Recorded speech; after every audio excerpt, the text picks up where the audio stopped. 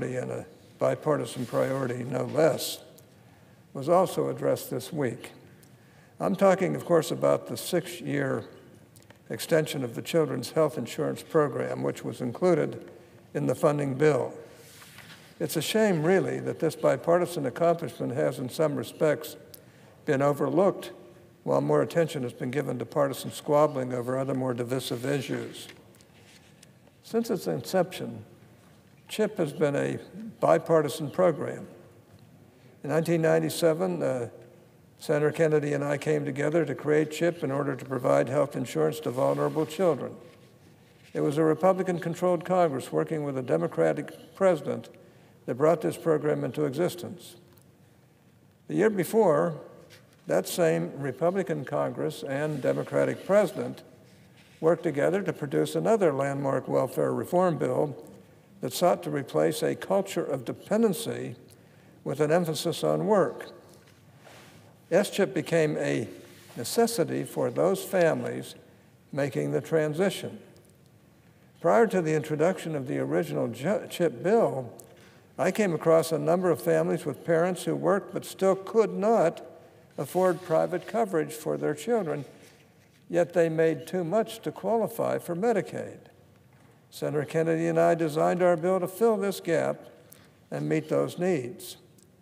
Today, the CHIP program provides health insurance for about 9 million children, needy children, every year.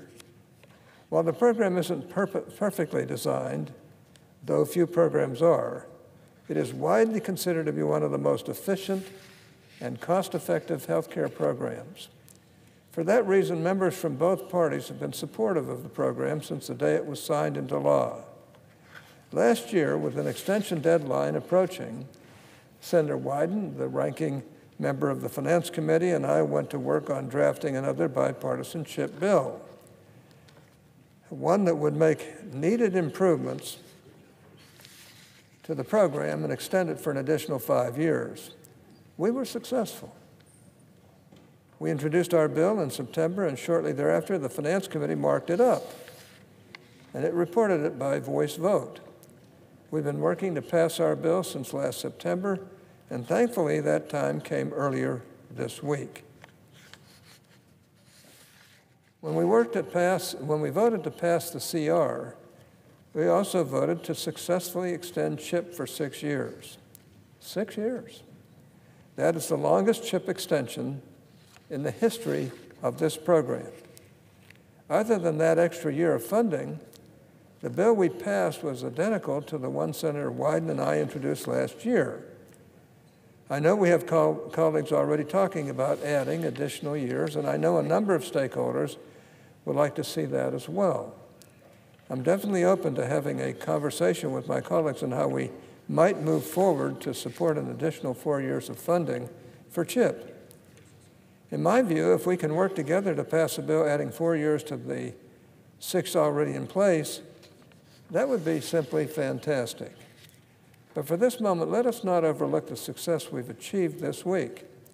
A 6-year CHIP extension gives security and certainty to millions of American families and allows states to plan their budgets for several years into the future.